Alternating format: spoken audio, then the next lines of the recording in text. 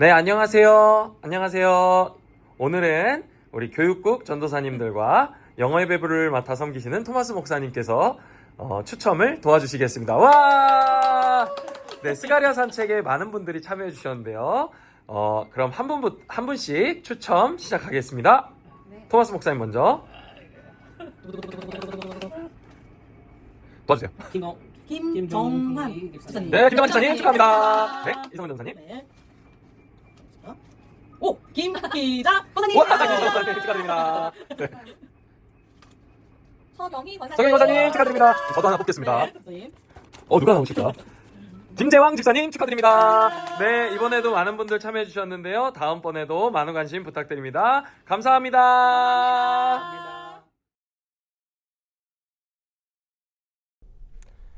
샬롬, 오랜만에 인사드립니다. 이번에는 우리가 스바냐서를 통해서 제가 여러분들에게 인사를 드리게 되었는데요. 그럼 바로 스바냐 산책 시작하겠습니다. 네, 스바냐, 이름도 생소하고 잘 펴서 읽지 않으셨을지도 모를 성경인데요. 스바냐서는 3장으로 이루어진 짧지만 그러나 강력한 종말적 메시지를 가지고 있는 성경입니다. 그럼 우리 스바냐서를 저자, 역사적 배경, 구조, 핵심 주제 순으로 한번 살펴보도록 하겠습니다. 네, 스바냐서의 저자는요, 스바냐서가 증언하고 있는 것처럼 히스기야 왕의 후손으로서 하나님의 부름을 받은 선지자 스바냐로 보입니다. 게다가 스바냐 1장 1절에서 자신을 히스기야의 현손이라고 소개하고 있고, 특별히 왕족들에 대해서 비판적이고 예루살렘의 상황을 상세히 기록하고 있는 것으로 봐서 그가 왕족 출신인 것임에는 분명해 보입니다. 만약에 그가 히스기야의 현손이고 왕족이라고 한다면 스바냐는 요시야 왕과 가까운 친족이었을 것으로 보이는데요. 그의 메시지가 요시야 왕에게 큰 영향을 주었을 것으로 생각되기도 합니다. 그리고 앞으로 살펴보겠지만 스바냐서에 기록된 우상 숭배에 대한 지적, 그 내용은 이런 사실을 뒷받침해 주죠. 그리고 요시야의 주된 개혁의 내용 또한 이런 사실을 뒷받침해 주는데요. 따라서 스바냐서는 요시야 종교개혁, 요시야가 종교개혁을 일으키기 전에, 그러니까 621년 이전에 기록되었을 내용으로 보입니다. 스바냐서의 역사적 배경을 생각해 보겠습니다. 스바냐가 활동하던 당시 유다 왕국의 우상 숭배는요, 아주 심각한 수준이었다고 합니다. 우상 숭배에 가장 열심을 냈던 왕은 므낫세 왕이죠. 히스기야의 아들이에요. 이 므낫세는 북왕국, 그러니까 북이스라엘에서 가장 극악한 왕으로 알려져 있는 아합을 본받아서 유다 전역에 바알과 아세라 신상을 만들었습니다. 그리고 예루살렘 성전 뜰에 1월 성신을 위한 단을 쌓기도 했는데요. 스바냐 1장 4절과 5절을 제가 한번 읽어보겠습니다. 내가 유다와 예루살렘의 모든 주민들 위에 손을 펴서 남아있는 바알을 그곳에서 멸절하며 그마림이란 이름과 및 그 제사장들을 아울러 멸절하며 또 지붕에서 하늘의 뭇 별에게 경배하는 자들과 경배하며 여호와께 맹세하면서 말감을 가리켜 맹세하는 자들과, 이렇게 하나님이 말씀하고 계시는 거거든요. 그리고 심지어 아세라 목상을 성전에 세우기도 했습니다. 아세라는 가나안 대표 신인 엘의 배우자 신인데요. 가나안의 바알 종교는 이 두 부부가 서로 친하게 지내야 풍년이 온다고 믿었습니다. 그래서 이 부부의 기분을 맞추고 서로를 사랑할 수 있도록 부추기는 것이 그들의 제의 방식이었어요. 음란하고 선정적이고 지극히 인간 중심적인 종교가 아닐 수 없었습니다. 여기서 끝이 아닙니다. 심지어 므낫세는 자신의 아들을 몰렉이라고 하는 암몬의 신에게 바치기도 했는데요. 역대하 33장 6절에 보면 므낫세가 몰렉에게 바친 자식을 아들들이라고 표현하고 있는 걸 봤을 때 아들 한 명이 아니라 둘 이상의 아들을 몰렉에게 바쳤을 것으로 예상이 됩니다. 그렇다면 과연 므낫세 왕 혼자만 이런 죄악을 행했던 것일까요? 왕의 잘못이기만 하겠냐 이 말입니다. 그렇지 않습니다. 유다는요, 국가 전체가 이런 우상 숭배와 반율법적 행위에 열을 올렸던 것으로 보여요. 물론 므낫세는 자신의 일에 가담하지 않고 동조하지 않은 사람들을요, 무참히 살해하기도 했습니다. 열왕기하 21장 16절 말씀 한번 보겠습니다.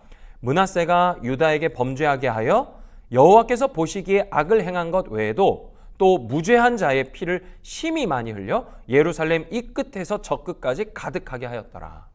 백성들 역시 가나안 땅에 있던 그 어떤 민족들보다 더 열심히 우상 숭배를 했던 것을 알 수 있어요.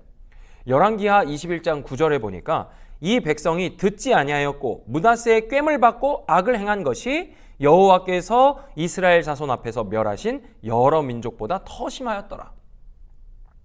유다 왕국이 심판을 당하게 되는 이유는 왕 한 사람, 그 개인의 죄 때문뿐만이 아니라 백성들과 제사장들 역시 그 죄에 대한 책임에서 자유로울 수 없었기 때문에 하나님의 심판을 받게 되었던 것입니다. 스바냐가 살았던 시대는 비교적 안정적이었던 시대인 것 같아요. 역사학자들은 유다 왕국이 정치, 경제적으로 번영하기도 했다고 말합니다. 기원전 7세기, 그러니까 BC 680년부터 669년, 이때 아수르의 왕 에살 핫돈의 연대기에는 므낫세를 2번이나 언급하고 있거든요. 그것도 2번째로 언급을 합니다. 그만큼 이 국가적 지위를 인정받았다는 것을 우리가 알 수 있는 것이죠. 이런 걸 보면 이 유다 왕국이 경제적으로, 정치적으로 안정적이었고 외연으로 확장되고 풍요가 항상 이렇게 충만했던 것을 알 수 있습니다. 그런데 중요한 건 뭘까요? 그 물질적 풍요가 늘 영적인 부요함과 비례하는 것은 아니라는 걸 알 수 있죠. 왜 성경이 돈이 일만하게 뿌리라고 했는지 이해할 수 있는 부분이기도 합니다. 주 하나님을 통한 평안과 안식이 아니라 다른 어떤 수단을 통해서 평화와 안녕을 누린다면, 그리고 그것에 만족한다면 금세 우리를 주님으로부터 멀어지게 만드는 통로가 되는 것, 그것이 바로 돈이기 때문이죠. 스바냐는 이런 태평 시대에 가장 부요한 시대에 흥왕하던 자기 민족과 왕실에게 하나님의 마음, 곧 심판을 예언했던 선지자입니다. 그렇다면 이제 스바냐의 구조를 살펴보겠습니다. 스바냐서는 세 부분으로 이루어져 있어요. 먼저 스바냐 1장 1절부터 2장 3절, 그리고 스바냐 2장 4절부터 15절, 마지막 세 번째는 3장 1절부터 20절입니다. 세 장으로 이루어져 있는데 특이한 게 있다면 2장 3절까지가 1장과 함께 묶인다는 점이죠. 이거는 주제상 3절까지가 한 단락으로 연결되어 있기 때문에 그렇습니다. 먼저 첫 번째는요, 주님의 심판의 날에 대한 예언, 그리고 그날이 어떨 것인지에 대한 묘사가 그려지고요. 2장에서는 열방에 대한 심판을 다루고 있는데요.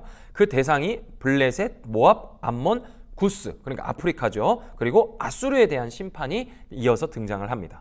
그리고 마지막 3장에는 예루살렘의 심판을 선언하는데요. 위에 열방에 대한 심판과 다른 점이 있다면 그 심판의 끝에 희망의 메시지를 담고 있다는 거예요.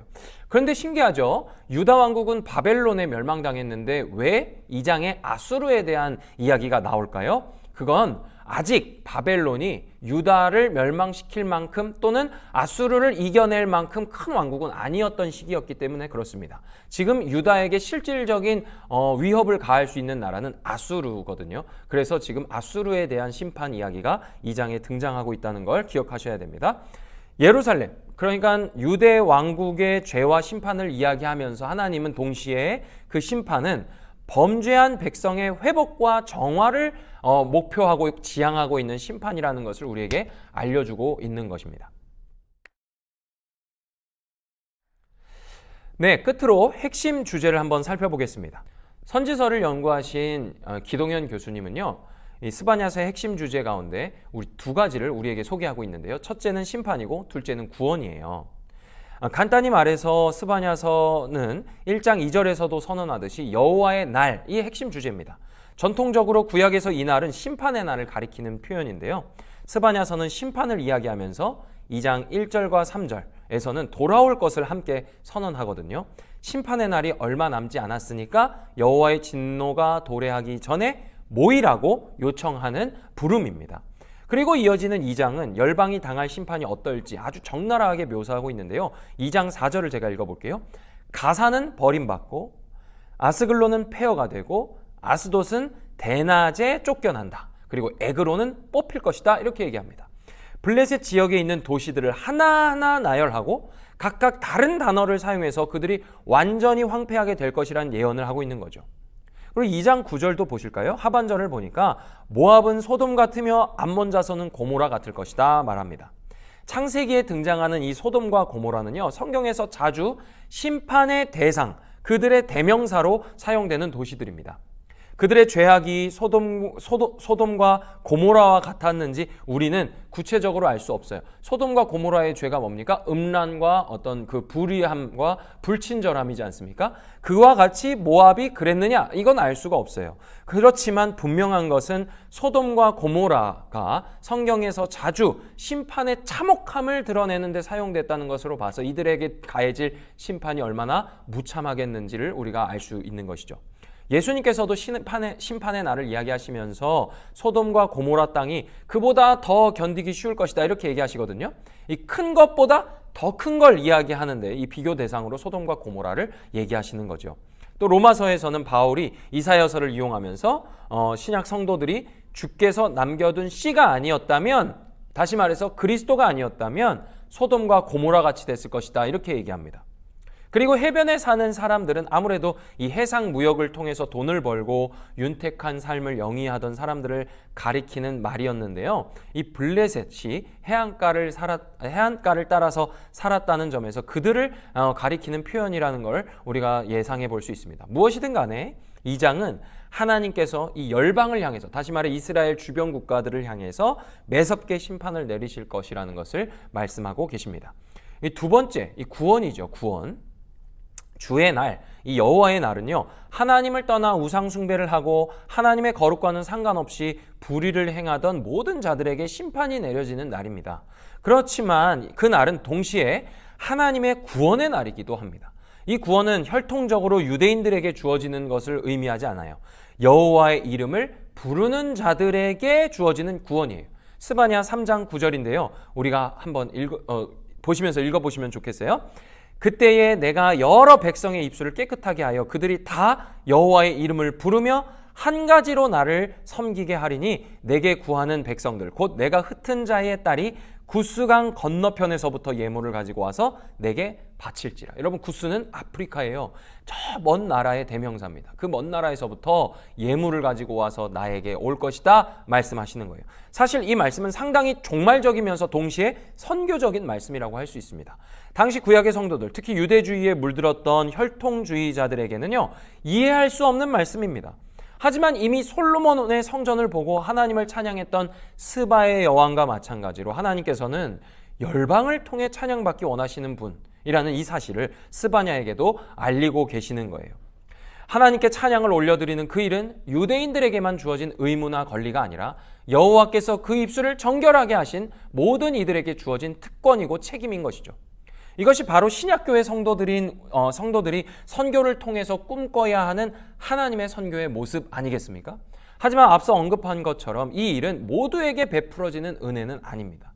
주의 날에 하나님의 진노로부터 구원받기 위해서는 여호와를 찾고 공의와 겸손을 구해야 한다고 스바냐서는 이야기해요. 2장 3절인데 제가 읽어보겠습니다.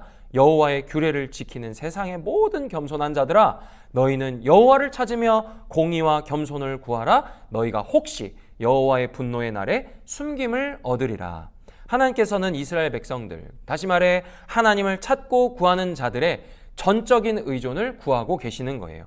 이 대상은 스바냐 시대의 남은 자들로 규정됩니다. 하나님께서는 그 남은 자들을 지키시고 보호하시는 분이라는 것이죠. 네, 스바냐 산책 굉장히 짧게 끝났는데요. 3장밖에 안 되는 말씀이고 나흘밖에 우리가 묵상하지 않기 때문에 정말 쉽게 오를 수 있는 산 같은 곳입니다. 어떠셨습니까? 역사 이야기 같아서 혹시 지루하진 않으셨는지 모르겠습니다. 이 짧은 서신을 통해서 여러분들이 큰 은혜를 누리시고 또 이 영상이 묵상에 큰 도움이 되셨으면 좋겠어요. 이후 우리가 묵상하게 될 스케줄을 잠깐 말씀드리겠는데요. 이번 스바냐 묵상을 마치시면요, 곧장 역대하 묵상이 시작되거든요. 역대기 산책 영상을 참고해 주시면 되겠습니다. 그리고 이어서 11월에는 에스라, 느헤미야, 학개 이 3권을 함께 묵상하실 텐데, 에스라와 느헤미야는요, 포로에서 돌아온 공동체, 귀한 공동체에게 그 재건의 힘을 쓰면서 하나님의 마음을 가르쳤던 두 사람이거든요. 이 에스라, 느헤미야를 학개 선지자와 함께 읽는다면요, 이 포로 있기 이후에 이스라엘 백성들에게 하나님은 어떤 마음을 전하셨는지 쉽게 우리가 이해할 수 있고 또 생각해 볼 수 있을 것 같아요. 그래서 저는 11월 시원한 바람과 함께 이 에스라 느헤미야 학계를 들고 여러분들 인사드리도록 하겠습니다. 그럼 이 스바냐 묵상과 함께 큰 은혜 받으시길 바라면서 저는 이만 인사드리겠습니다. 샬롬.